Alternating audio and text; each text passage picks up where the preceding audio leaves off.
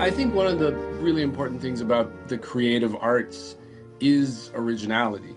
Even people don't understand the dialect, of course, they can read the subtitle, but still they were deeply touched by the emotion, by the authenticity, by the history, by the real connection.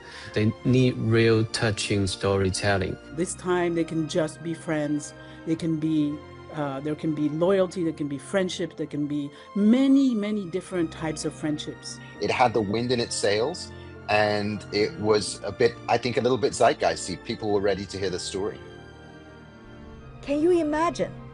A slow-paced family drama becomes the blockbuster for the super speed China. What is the secret behind this, and what does it say about China today?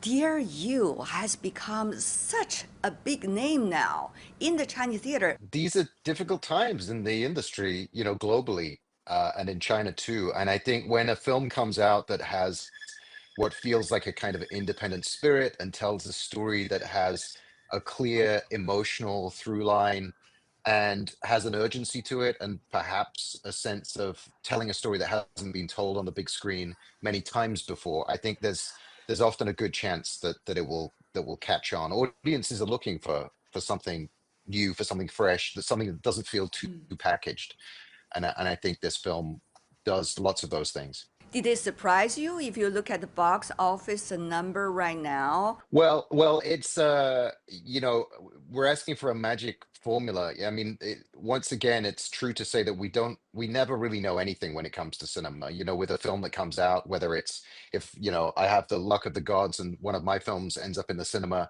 or somebody else's a film I love, a film I don't like as much, it's always really difficult to say why something does well. There's a little bit of a kind of 因为所以 to it. There's a kind of it's self-generating. There's a goodwill often connected to certain films, and then audiences respond, and then because people are talking about it, that's why it takes off. And this film does have elements that you might be able to guess, but it wouldn't have surprised me if this film had come out and it had been a very small release and had disappeared fairly quickly. It had the wind in its sails, and it was a bit, I think, a little bit zeitgeisty. People were ready to hear the story. Well, there's many elements, and we could analyze for hours. But I think that one of the elements that that sort of touched me was and surprised me at the same time is the fact that this film was not. I was expecting, okay, there's going to be a romantic angle to this. The boy loves the girl, and it's. At first, I was kind of bored, to be honest, and then I was surprised. And I think that this really resonates with young people, whether it's in China or, I'm maybe abroad too, definitely. The fact that it's not always this cliche of, men and women have to be, in a romantic relationship.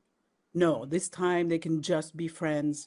They can be, there can be loyalty, there can be friendship, there can be many, many different types of friendships. This is real life, and I think a lot of people are changing the way they get involved in relationships, and maybe they will have more than one love in their life. Maybe they will have two or three, and maybe their friendships will be more important than their romantic involvement. So it's a changing world, and I think that really very smart, very intelligently reflects that reality. I had a feeling once I saw it, I had a feeling it was gonna get a lot of copay, a lot of word of mouth, and people were gonna, the likelihood that it would really do well that way, because I think one of the really important things about the creative arts is originality. And when you take all the great literature and the great movies, all the films that have made received awards and so on, there's one common thread through all of them, and that is each one of those stories is an original story, right? Like it's not a copy of some other thing. And so that in itself, when I saw it, it was like, wow, okay, the language, the story itself, it's not a unique experience. There are many, hundreds of thousands of people went through this type of story. We ourselves, coming from the age of letter writing, like Yeah. you leave home and then you don't hear from home or your loved one for like months, and that we it resonated with us, right? And for I think for a lot of young people, seeing that world where people communicated by letters and you didn't hear from your family, your relatives for ages, that was also something completely fresh and new to them. So the originality was one thing that would push this forward. It wasn't a Yeah. repeat of some other often told story, which is I think actually one of the problems with movies. Very often like Hollywood does it, but in China it happens a lot, which is like, as soon as one subject, one type of film becomes popular, then everybody jumps on the bandwagon. In fact, what's going on right now is I've had conversations since seeing this movie where producers, they all refer to this like, oh, you see, since the Ama's this this story is now so popular, I'm sure the next tearjerker or the next story, we should also do stories like this. And there's like hundreds of projects now being launched in the same genre or in the same vein. Talking about originality, Fan is originally coming from Chaoshan. That is where exactly the story was set. And a lot of cultural elements were explored in the movie. Fan, were you surprised this has become such a big hit? I was so surprised, to be honest. I was sitting Really? in the cinema when I was the only one speaking the dialect, but I heard all the sobbing, weeping, even crying in the darkness. I cried. And yeah, Yeah, so me I too. feel, wow, even people don't understand the dialect. Of course, they can read the subtitle, but still they were deeply touched by the emotion, by the authenticity, by the history, by the real connection. I mean, yeah, so people long for this kind of storytelling for long because we have all this, VFX, big budget, huge stars, big, very good production value, well packaged projects. But people get tired of those, they need real touching storytelling. So I can see the power here, but I didn't expect it to be that big because I know the director. I know his previous works is all very local and speaking the Yeah. same dialect, very marginalized, very niche. And sometimes you think it's kind of like crafting most of the projects like very low budget and maybe self-funding. And I think now is the tipping point, right? So because the industry get to this point and everyone right now talking about it, rushing to the cinema to watch it. And now a lot of project reach out to me because I'm from Chaoshan. They ask me if I Can have you write a any similar story? stories. So I think this is capitalism, right? So this is industrial thinking, but it's not gonna make any better story if you following the same path. Talking about the dialect, by the way, Fan, did they really speak great dialect, really authentic? Because I can't judge. It was beautiful to me. To be honest, each characters they speak a little bit different dialect, even within the same Chaoshan area, but Interesting. each one had different accent. So you can tell it's from different village or cities, but they speak together. It sounds, a bit odd, but it sounds harmonious in a way. So it's quite interesting because a lot of slangs with layers, even some dirty language. If you don't translate it properly, you couldn't get it. Get the meaning. So it's in Ah. depth and with layers, and that kind of nuances is very difficult to be translated. Well, we got the first-hand information now. So they are coming from very different village. Which village are you from, quote unquote? I'm from Shantou. I'm a Shantou. city boy. Yeah, so I don't share a lot of like rural experience as the movie, but each family we share the history, we share the memory, we have some relative travel abroad, like going to Southeast Asia, even further. So we all share this kind of, you know, living diasporic, but connected, through letters. Which I think is really interesting. How come all of a sudden, the dance, the tea, the dialect, the music, and even the look, and even the rock music coming from the region, the rock bands have become such a national phenomenon. All of a sudden, from Chaoshan, I really wonder whether there's some secretive force behind all of this. Chaoshan is quite a mixed and contradictory culture because we are basically immigrant from the central China since maybe Han or Song dynasty. So we still heritage the very ancient towns. We have 8 or 9 towns, and we maybe speaking the same language as the Tang dynasty speak.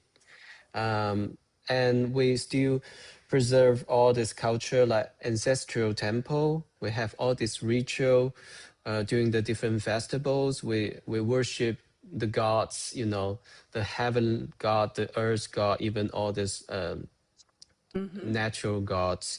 And we have this kind of ingo, warrior dancing. So basically Yeah, it's like a dancing right now, it become a big hit. It's very popular, a you can lot see of it everywhere. energy. Yes, A lot of exactly. energy. So I Yeah. I I see it as like the rule setting, is the trend to reconnect to our cultural sources. Back in thousands of years ago, when we speak very ancient dialect, we would still worship Yeah. the cosmic beings and our ancestor, and we're still deeply connected together. And Right. I think it's very different kind of feeling, like living lifestyle. So now it's become something very chic, very fashionable. I think, yeah, it's about time in a mysterious way. I've been talking to friends. They say to me when they travel to Chaoshan area, the kind of chill feeling is unique. People are pretty relaxed. They got the gong fu cha, right? You cook the cha a long time, and you use a very steep, short flow of the water in order to bring out all the flavors. It's a very different lifestyle. And also, if you look at the rock band coming from the region, some of them are becoming national phenomena. Well, it's interesting you talk about Kung Fu Cha because I had this experience with Kung Fu Cha, which is that growing up in Beijing, in the northern China in the 60s and 70s, the only tea we had was the da gangs, the Oh, hua cha. yes. That was all we Right. had. Like 茉莉 tea 花 was 茶. drank in these big mugs, and wasn't until I was in my 20s or when I was 19 or 20 years old that I traveled to the south of China, and I went through Taiwan, and I traveled like through this region, that I realized like there's like a whole nother world of like culture that was dormant because partly because transportation or communication, there was hardly any TV, so people didn't know. But now, with as the whole world is that way, since MTV in the 80s and 70s of music and so on, like the cultures of the world now move so quickly, and young people are like sponges. They really like whenever there's something new, is like, wow, this is really cool, like because of course each culture has like unique things that are very cool. So whenever it flares up, people are like, the young people really like draw to it or draw from it. Most of them in the like very modern environments, right, with glass and steel and cars and public transport. When they see, something culturally unique and so on, they really, they latch onto it, and they absorb it, right?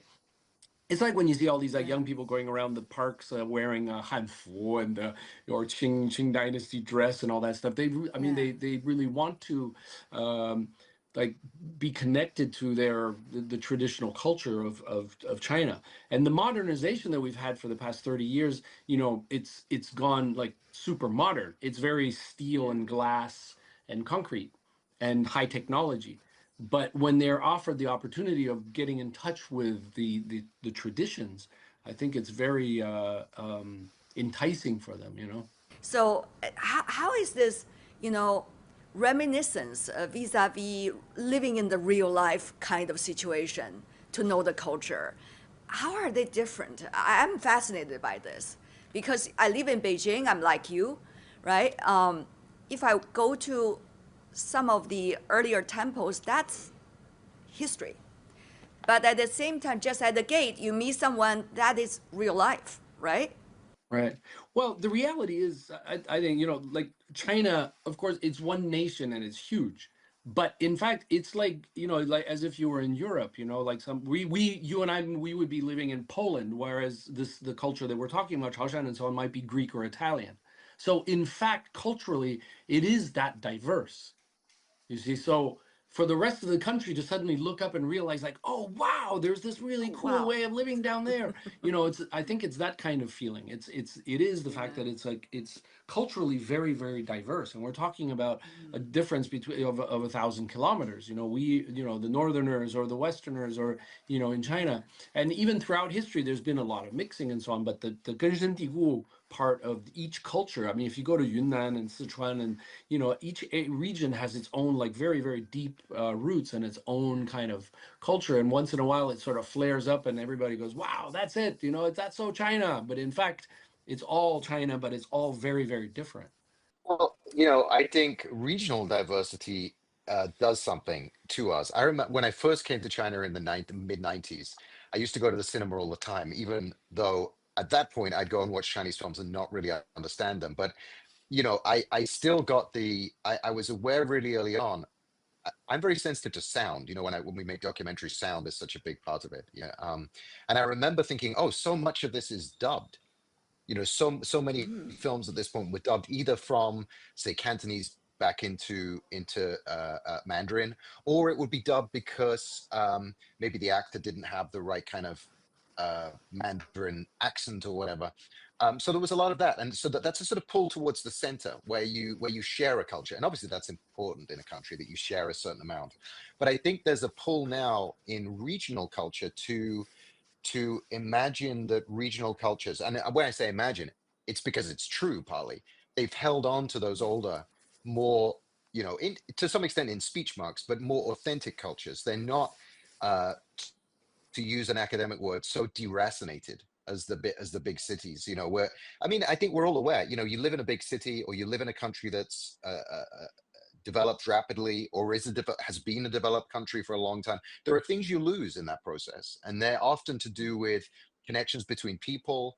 They're to do with a sense of your place in a longer history. I mean, just for younger people, look at dating culture and how it's become very anonymized, and people feel very separate from each other and have to find these big technological platforms to come together and meet each other.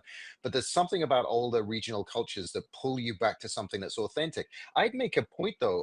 I don't think it's always about regions. I mean, if you look in Shanghai, Mm. the popularity, and it's true in Beijing as well, and in the south, in the big cities, the popularity of vintage stores now is Mm. huge. I mean, a lot of young people. And why is that? It's because it's talking about an analog world where you had pens, where things were made of stone and leather and wood. And it feels like they exist in a world that has been around for a long time. It's not silicon. It's not a processed material like glass or plastic. It feels like you're connecting to something, authentic. I made a film some years ago called The Six about a different diaspora, a different community in Taishan, what is now part of Jiangmen in Guangdong, not that far away. But when we discovered their local language, when we began to look at their local culture, it's interesting connect the connection to Chaoshan, because the Taishan community often describe themselves as being Hakka Kejia. So they also feel they came from another part of China, and I'm sure many of them did. That's the history there. So they feel somehow connected to a bigger story, but also very regional, very local. And I just think that people in general, young people, middle-aged people, have a visceral feeling about things that are authentic and real. It just somehow grounds you. It puts you back in a space that feels like you're talking about real things and not things that are, incredibly abstract. And I think that's Mm. comforting. There's a comfort to that. Think about all these people from Chaoshan when they traveled to Southeast Asia to work as migrant workers, earn very minimum wage with tremendous pressure and inner struggles and competitions in a very different culture. So a lot of the themes reflect upon that, and the whole story is based on that. Qiufan, in Chaoshan, I know almost every family knows or have or at least know that someone whose ancestor was, migrant workers to Southeast Asia or the United States or Europe. So how is that part of history being reflected? Is the movie authentic in that way for the locals? After watch the film, I actually revisit the museum for collecting all these letters back in my hometown. So basically, you can tell. Of course, the It's called film have qiaopi, been isn't it? The letters qiaopi are called is the qiaopi. qiaopi, right? Yeah. So the film, of course, The two words meaning, romanticize the two words meaning qiao immigrant, right? Right? Overseas immigrants immigrant. and Yeah. P yeah, and means letter writing. Yeah. writing. So I mean, of course, the film, the story have been, romanticize the history. Is of course obvious, way more brutal, way more bloody, in your imaginable way. But I mean, the most important part, I mean, is through the writing. The beautifully, simply written letter, which repeatedly appear in the film, right? Through reading, through the characters, and even through the teaching. So it's the beauty of the Chinese actually reflect a lot of, like, deeply connected, you know, memories and all this lineage and also culture, even through a very diasporic time. So I think this is what has been, represent so smartly in the field, like repeating all this, half modern, half ancient written Chinese, even in a very simple way, but through, different characters reading in a very soft, very, tender voices, and with this beautiful shooting, oceanic scenario, in the background. Obviously, it evoke a very deep, profound emotion, not only to the character, to the story, but also to the culture. As a Chinese, you feel you're part of it, you're part of the history. And I think Yeah. this is what the movie did right about it. Yeah, Go ahead. I really agree with that because it was the most, in fact, to me, the most moving thing about the movie was the text, was the letters, was Yes. the words that were being used. I think one of the moments that really moved me more than anything else was when she was standing in line in the post office, like trying to waiting for to have her letter delivered or written, and there were all these other men all there waiting to have their letters written. That, and then so you realize that how important that yeah, it was really the text that helped. That was, yeah. Sorry, I didn't want to Yeah. interrupt your Go train No, of ahead. and the thought. director actually did a lot of research on the actual letters. Remember, there's a Hmm. man, like, his daughter was kidnapped, and he asked for pay back the ransom as soon as possible. That was the real letter. I found it in Yeah. in the museum. Yeah, Yeah. that was very touching. Yeah. Later in the movie, they show the different letters, the original qiaopi. I have a number on hand, actually from 1864 to 1980, over 30 million qiaopi letters were received nationwide here in China. And you can imagine every of those letters, there's a story or two behind it. The qiaopi letters, they are not only letters, but also money was being sent in the envelope home. So it is. So when you imagine that you receive a letter from your loved ones, and with which also carries the resource you need to depend on for your life, it carries both meanings. Sometimes the love is not necessarily expressed only in words, but also in the hard work with which the cash carries behind. It's not legal, by the way. It's not legal anymore when you put money into the letter, into the envelope. But during the difficult days in China, people living in big cities, the relatives, sometimes would put 20 or 10 kuai into the envelopes to their relatives living in some of the least developed areas when they are also sending the letter. So that to me is not ancient. It just reminds me of something happened in my childhood. I saw people do that. Like just a personal story where we think that this was maybe hundreds of years ago, like in this movie, but in fact, as you say, not only um, is it current, but it's also very universal. Obviously the Chinese did it a lot, but a lot of traditional cultures and were sending money Yeah. home. Like my father's was basically. The family came together and gave him the very little money they had to send him to study abroad in the Navy. And when he was there, he was expected to send money home, and he did. In those letters, those remittance letters, he had to send every month money home because they were expecting it, and they Yeah. were depending on it. So Yeah. so I think it's very important to remember.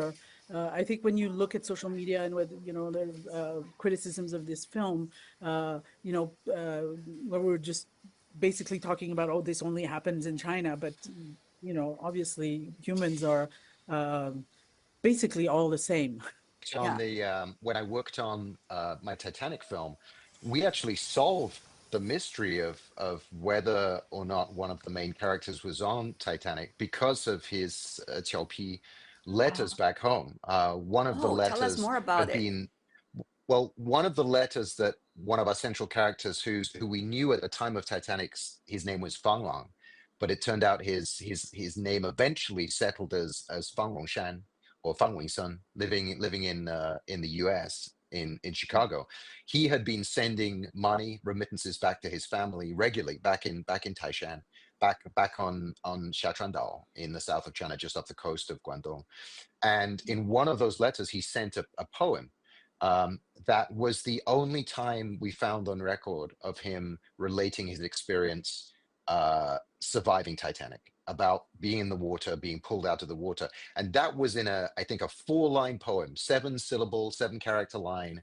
And that Wow. was where the mystery was solved. So sometimes these Chelp, and I've read thousands of Chelpy letters when we were working on that film from all over. And that sense of what it means to be someone who has to be so economical for obvious reasons you've just mentioned with words, Right. but to say so much in so few words, I think is something that, like, diaspora communities all over the world can relate to, whether it's money or a poem or 5 words Yeah. that say how much you miss somebody. I think that's a kind of, we talk about the specific and the localized, the Chaoshan community, but that's a universal experience of most immigrant communities. In fact, Yeah. I say Yeah. one thing.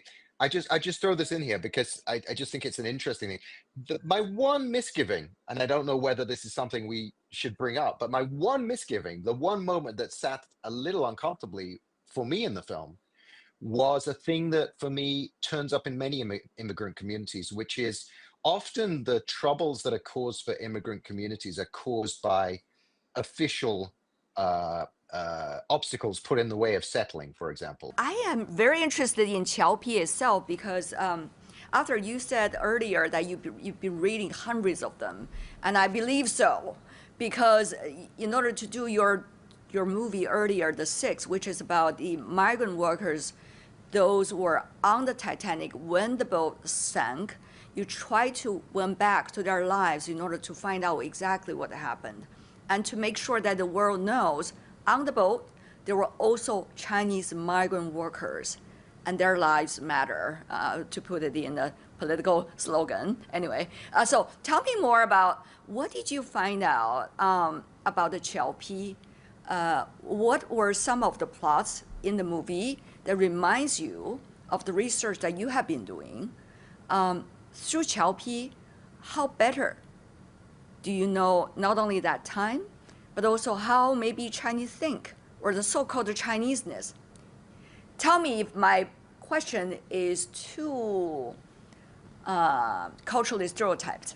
I'm going to come back to this as a filmmaker. I mean, the issue is always, I mean, try and think of a great film about a writer. It's very hard to do. I mean, maybe The Naked Lunch or something like that. It's hard to make films about writers because you know, painters do things in front of you and throw paint around, but writers sit there with typewriters or do things by hand. And I thought it was done very well in the film. The qiaopi scenes, the post office, the writing down. How do you make words into something that's filmy? The thing about the qiaopi that's fascinating, and we use them in the film as well. We featured them, you know, visually. We put them in the film, Yeah. is that they are so condensed in form Yeah. that they turn huge stories into a few lines. They turn someone's death into you know, a single line of text, or a chengyu, some kind of idiom, and the implication is that somebody has passed and we miss them, or whatever it might be. That that condensing of life experience is so rich and so, you know, allows such interpretation. I think it's a very filmy thing because it gives you the minimal information, then asks you to fill in what it means. So it's something when we were making the six that was incredibly powerful to me. Of course, it also helped me that I didn't have to read too much Chinese to understand, because there would be, you know, 16 characters would be enough. But often, ironically, it makes it harder to understand because there's so much going on. There's so much being passed on through Exactly. those words. It's such a different experience to the one we have now, where you can really send, you know, 1,000 texts to try and explain the simplest thing, and they were Yeah. sending one text to explain 1,000 complicated things. And Mm. that's a huge challenge, and I think you can feel the weight of that. And I mean, they're in museums all over, Chinese museums all over now, thank goodness that they're available. But I do think they also contain stories, you know. And in the end, the one of the points about this is that communities get to tell stories about themselves, and that's a powerful act. The fact that these very private letters have become public in some cases and are becoming more available, and this film will go some way towards sharing that story and making people interested to look, I think is great. You know, it's the kind of thing where you want to be able to buy a book of Chapi and read them, and Oh, read them as definitely. almost as literature. I mean, they have Oh, such depth to them. I think it works really well in right. the film. I think that was a challenge the director faced, and he did it really well.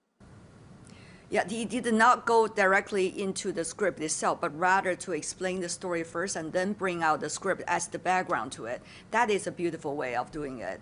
Um, uh, Qiu Fan, I'm sure your family have Qiaopi. Yes, but it might get lost, you know. What kind of what kind of things going through your mind as a writer when you are studying those calligraphies and the few words on a letter? Well, it's a collective history, it's a collective memory, you know, through time.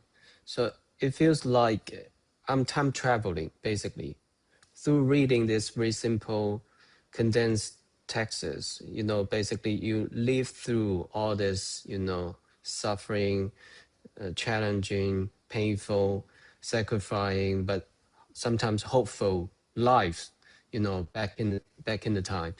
When I was visiting the museum, I think, oh, there's ton of story has been unfold and to be told to the world. And I think there are huge collection, not in China, I think in America, New York, as I remember it, like UNESCO, they have a collection. So maybe they have like thousands of, hundreds of like Qiaopi in their collection. So I think, I don't know, maybe there will be a database like everyone can check, and maybe they can find their ancestor, their grandparents' generation, their writings. And I think, Mm. yeah, we need to, you know, do something about telling all this story to the world. Yeah, it's untold stories.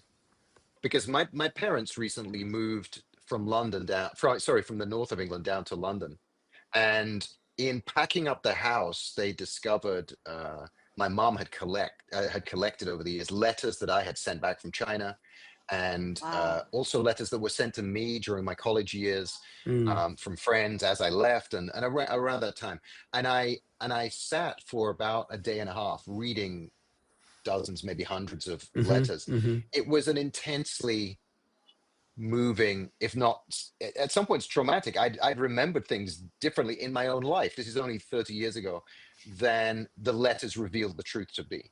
This is 30 years ago in my own life, and I'm misremembering things. I'm remembering that people didn't stay in touch when they did, for example, or I'd forgotten that I'd written to them. Family had written to me. My father wrote things to me. My dad now has Alzheimer's, has dementia, and so his memory is disappearing. These are precious things, and they don't just, it's not just that they reveal something that happened 100 years ago. You know, a letter from 10 years ago can reveal things to you even though you read it at the time that you don't remember from that time, and it sparks a memory. You remember something. These are incredibly precious resources for us to have, whether it's about other people's lives and a community's history, or whether it's about your own life. Looking back, going through old letters can be a little traumatic, but it's also incredibly meaningful, and it carries a lot of information and knowledge and emotion that you may not have remembered. No, it's like a time lapsing. So I used to, no, I'm still doing that. I wrote a letter to the next year. So when the next year, the same date, the platform, some system, they automatically send me a letter from the previous year. So Oh, I'll ask wow, myself thanks. something. Are you still dating with a girl? Are you still have trouble with somebody? What are you thinking? Are you working on something new? So you always like amazing, like see how you've been changed in only a year, right? Think about 10 years. I was thinking about the letter I wrote to my pen pals overseas. You know, when I learning English, everybody had some pen pal, and I really wonder what I wrote there. You know, whether they will have the Tianwei P or something. Arthur had his Arthur P, right? Maybe what really impacted a lot of young people about this film is is these letters. You know, the pace of the world has changed so much. Like nowadays, you know, you could be on the other side, we could be on a Zoom call, and you realize the speed of things. Like you yawn, and this person on the other side of the planet yawns because you yawn. That's something very close and human, right? You know, Mm, you yawn when the person next to you. But this happens now across the planet instantaneously because of these gadgets we have. Whereas only a couple decades ago, we were still writing letters. So the weight of those letters and what they carried and how, you know, the speed of human life has changed, mm. is maybe that's why the young people all were stunned by it as well. Just like, oh my God, that's how it used to be, you know? I was gonna say to come back to the pace and rhythm of this film. Um, I was going to say that I don't actually think that it's particularly this film is so popular because it's based in Chaoshan. I think it's more about the story itself, the authenticity of the story, um, and it feels so real, almost like a documentary, in fact. And I think that's the shock. For most people who are not used to seeing this kind of movie. And in terms of the rhythm, I think that's also one of the draws for people is it's the fact that, you know, we were talking about Beijing, but I was in Beijing in the 80s, and Beijing in the 80s felt almost like Chaoshan now.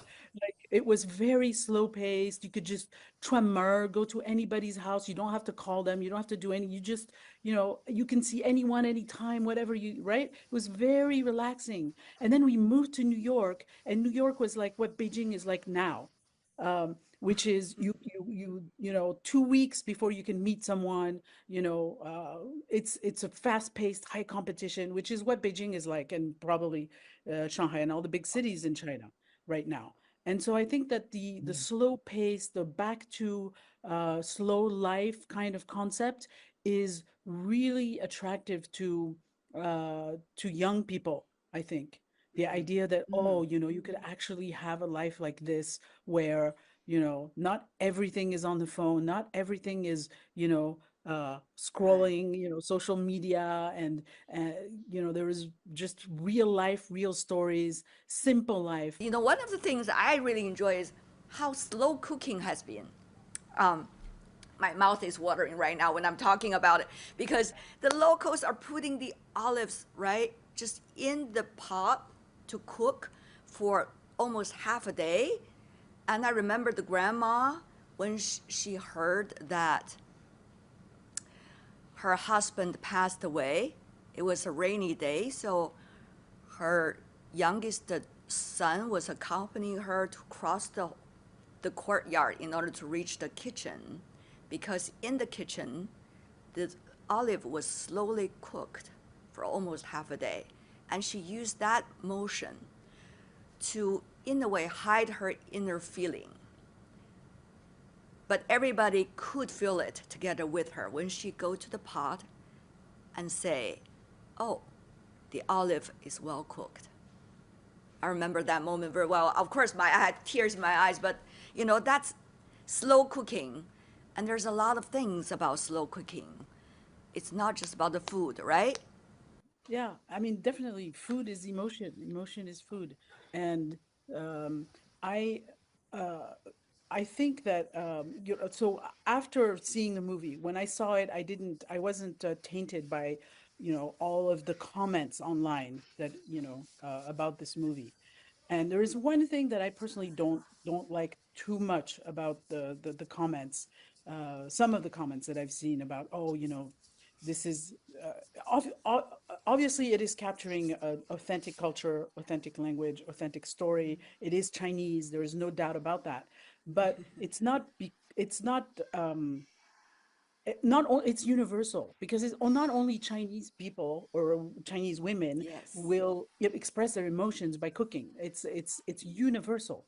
Many indeed. people are not good at expressing, especially when you're in a PTSD mode or in trauma. You're not going to start analyzing and verbalizing how you feel. You're going to do something that is, from You your bake daily life. bread. It needs to be done.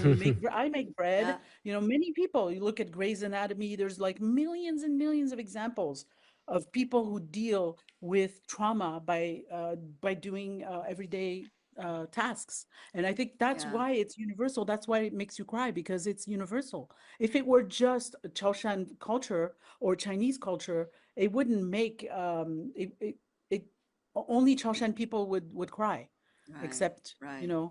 I didn't cry because of that though. Yeah. Maybe we can ask the other Well, guys why they cried. It's that the pacing issue is one of those things when when you make a feature film, you can plan that into the script, the screenplay. In a yeah, documentary, that's a rhythm you find in the edit, in post-production. And it's an incredibly complicated process that's half science and half just raw sixth sense gut intuition. feelings. But Yeah. it's always hard to get that. And I personally, there was a movement in cinema in I think the 90s, early 2000s called slow cinema, where this was, became embraced by certain filmmakers, where they would slow everything down and just they kind of force you to follow at their pace, the follow at their pace. I think in this film, an interesting thing, um, I'm going to throw some salt into the pot of the discussion here, but Okay. Is it going to be a slow cooking? it's not about slow cooking. It's a metaphorical. But I thought was I had a strong thought when I was watching it to do with the way that relationship between the two women who are so distant changes over time. I don't know what other people's perspective is here, but I just thought it was an interesting cultural point. Um, Perhaps as somebody who grew up in Europe, the idea, and I make no judgment on that, just in terms of how I know my own relatives would react to situations.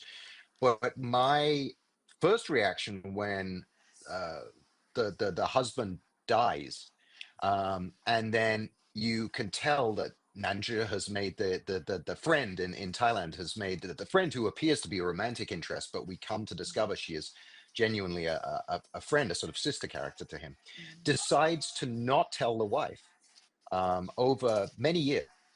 In fact, 10, 20 years, I think it's 18, 20 years. And I thought it was interesting because I'm aware of this being something that turns up in cinema, Asian cinema, especially East Asian cinema, quite a lot. The withholding of information, and it's done out of love. And I think good films manage to portray that in a way that is subtle and nuanced. Because I think the pitfall here as a filmmaker is that you present that as a black and white action. Either it's fully about love and compassion, or it's something that's taking away the other person's agency. As in, I don't tell them, they never get to make the choice about what they do next. as somebody that crosses cultures, that sits between two cultures, that sat uncomfortably with me in the cinema. And I don't mean that in a bad way. I just mean that in a point of interest. What I liked was that the film didn't kind of resolve that in some ways. It kept that as an open thing. I didn't feel that the film was telling me that her decision to not tell the wife was necessarily a good thing. You could see she did it through love, but there were ramifications, and how they resolved that at the end in terms of the relationship between the two women, I thought was interesting. Not necessarily how I would have done it or how every filmmaker would have done it, but I thought interesting to take something that's culturally very specific. The idea of withholding information, withholding somebody's agency, but doing it out of love and compassion, perhaps because that point in history, if she told the wife, what would she have done with that information, given their poverty, given that life was very tough, that perhaps if she'd known, she would have refused money, and then life would have been even more tough. You know, that there's a sort of compromise going on. And I like the way the film left that open, but also left me with slightly uncomfortable feelings. Those are things I enjoy sitting in the cinema, you know, to feel slightly uncomfortable about decisions that people make. You can kind of understand it. You don't necessarily have to agree. Exactly, that's a beautiful point. Let me have Qiu Fan, who is coming from that culture. Is this something unique about culture, or is it something, as Arthur said, a very different choice by the crew?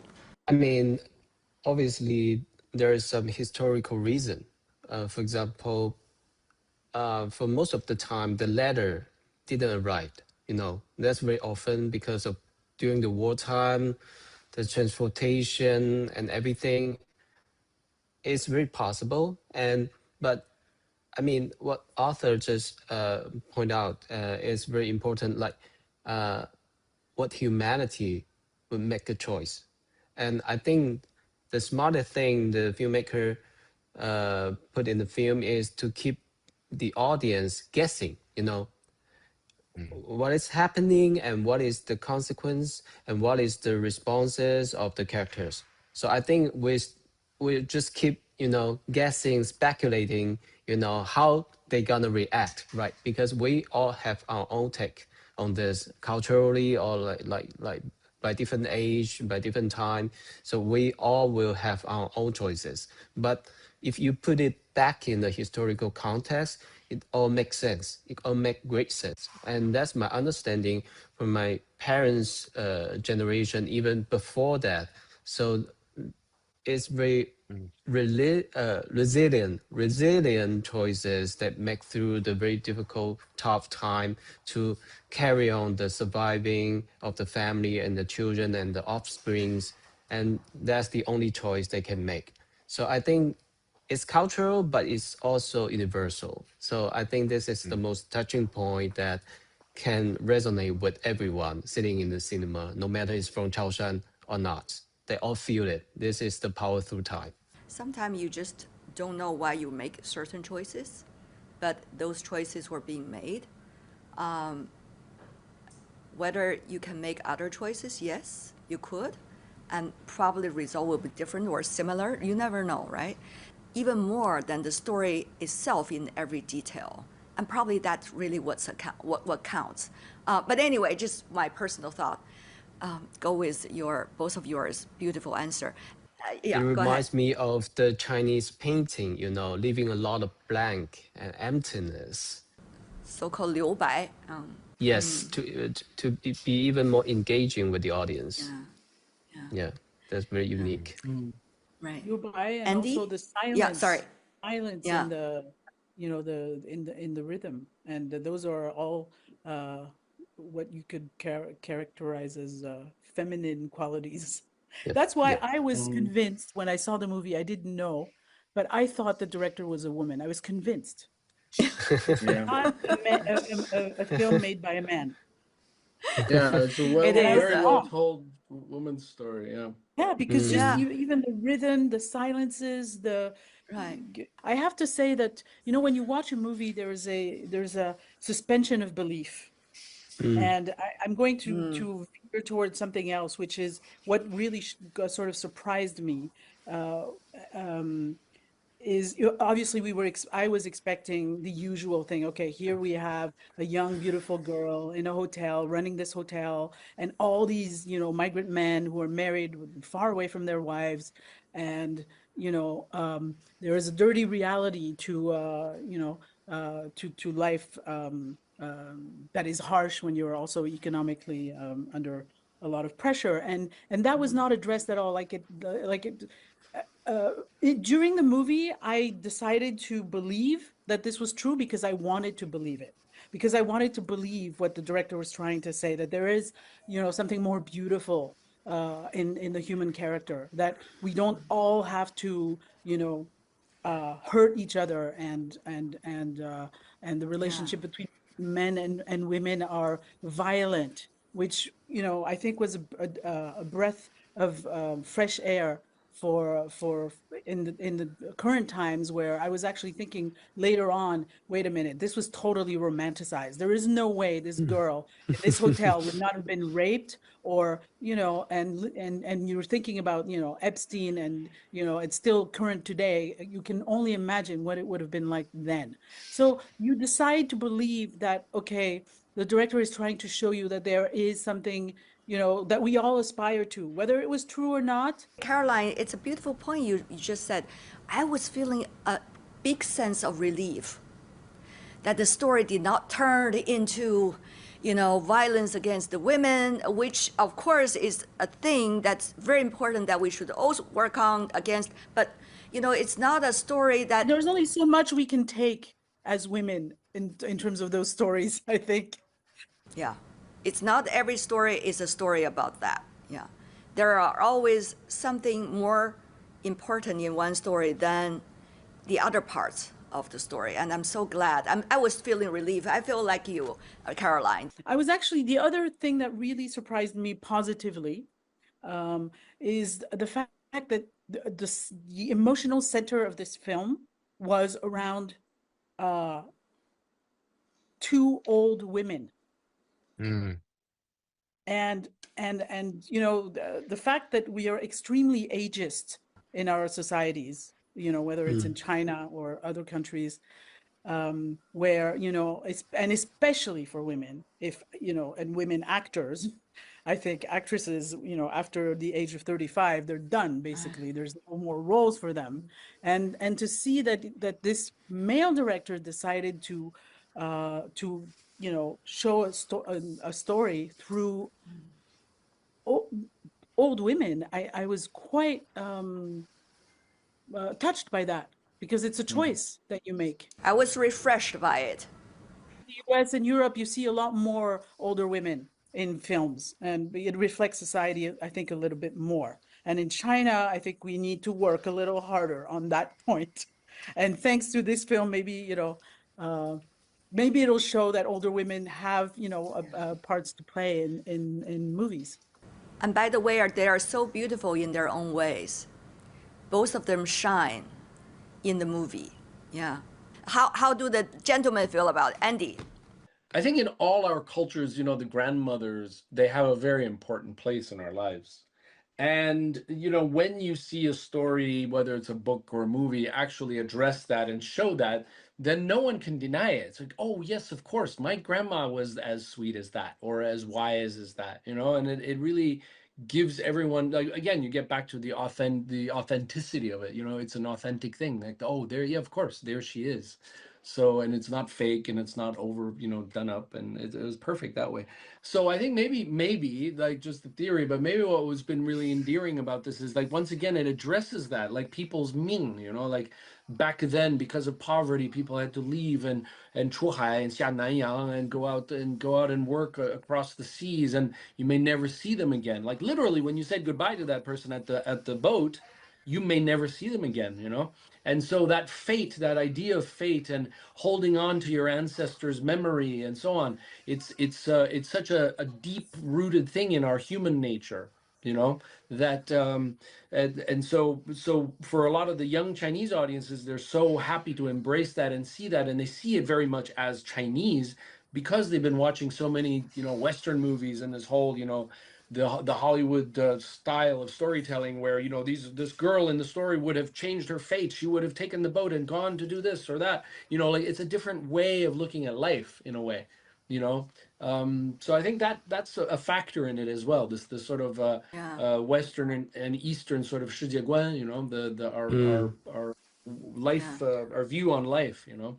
We are having a terrific conversation today. I would love to gather together with you guys for the near future. But for now, if we could just leave our audience with one sentence about your thoughts on this movie. And I've seen a lot of criticism of filmmakers because, you know, look at this movie. It was made so cheap, low budget, no professional actors. You know, what is wrong with you Chinese filmmakers that you can't make more, you know, movies like this? Well, I don't agree with this. I think it's highly unfair. And I think that there is space for all sorts of movies. And if you know, some a leader in the Chinese Film Bureau is listening, I hope that they can give more space to all kinds of different films. Small budget, medium budget, big budget, huge budget, professional actors, you know, everything. There's space for everyone. There's so many stories to be told, and we need to tell more stories, more Chinese stories, because they're not enough. Yeah, love that. It's not black and white. It should not be an antagonist world, right? Good point. Let the 100 flowers bloom. Qiu Fan, the Chaoshan boy. Like even as a science fiction writer, so this film make me really want to go back to the, you know, old school times of handwriting and write Mm. letters to your loved ones. So this is how I feel about it. So now I'm carrying on this small notebook with me every day. So I try to do handwriting, you know, to protect your brain and your emotion Right. in the Right. time of AI everywhere, right? So Great point. Great point. Thank you, everyone. All the best. I really enjoyed it. Thank you so much. Bye bye.